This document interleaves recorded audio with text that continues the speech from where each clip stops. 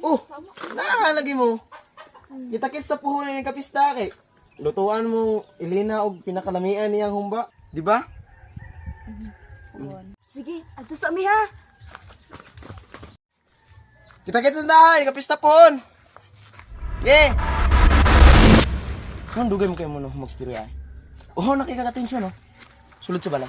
Sulod. Sulod.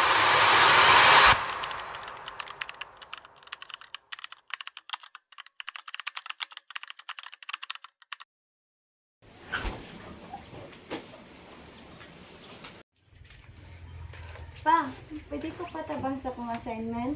Pangutan na ito mong inahan. Wala ka kitang gikapoy ko?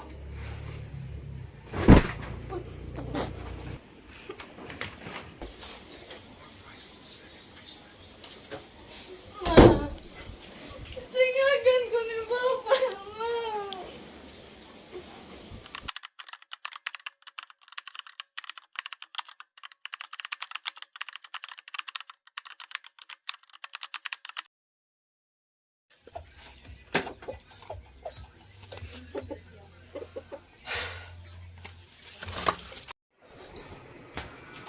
Hamaman mo!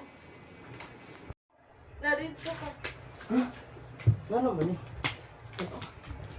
Tanawa. Giusik-usikan na nimo akong kwarta. Wala ka kabaluon sa kalisod. Mangita ang kwarta kay wala magay-trabaho. Ako ang galihok tanan diri sa balay.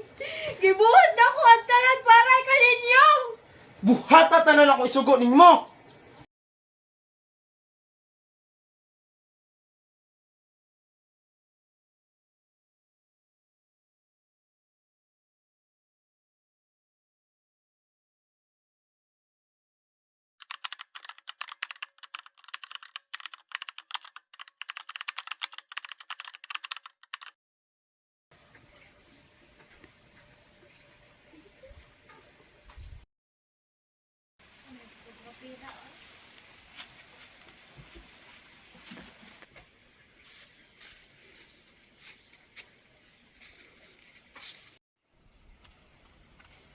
Elena, unsa man ka? Unsa man ni? Wala ra ni. Nakadungog mi og mga bildong nga buak gabiig.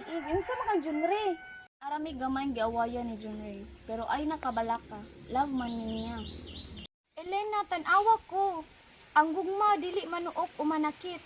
Dili lang ni para nimo, para pud ni Maya. Nakita niya inyong sitwasyon. Basin magtuo siya nga mao na ang normal nga pamilya.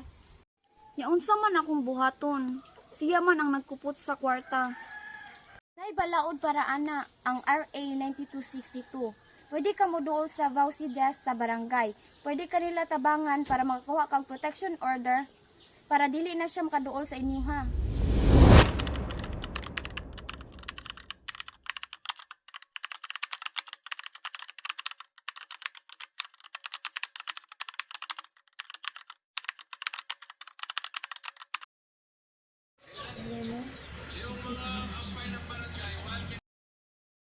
Miss Elena, base sa imong gisulti, nakasinati ka og physical o economic abuse. Ubos sa balaod, pwede mo issue og barangay protection order karon dayon. Mapreso ba siya? Barangay protection order, usa ka mando nga kinahanglan siyang muundang sa pagpanakit o magpalayo ninyo. Kung lapason nga kini, pwede siyang dakpon. I-refer sa mo sa social worker para matabangan si Maya sa iyang mental health. Kay baw ko, Miss Elena, nga kaya ni mo ni. Salamat kayo ma'am sa inyong suporta ug dako kayo ning tabang para nako ug sa akong anak nga makapuyo ni og malinawon ug hapsay. Kung sa Emily, ano?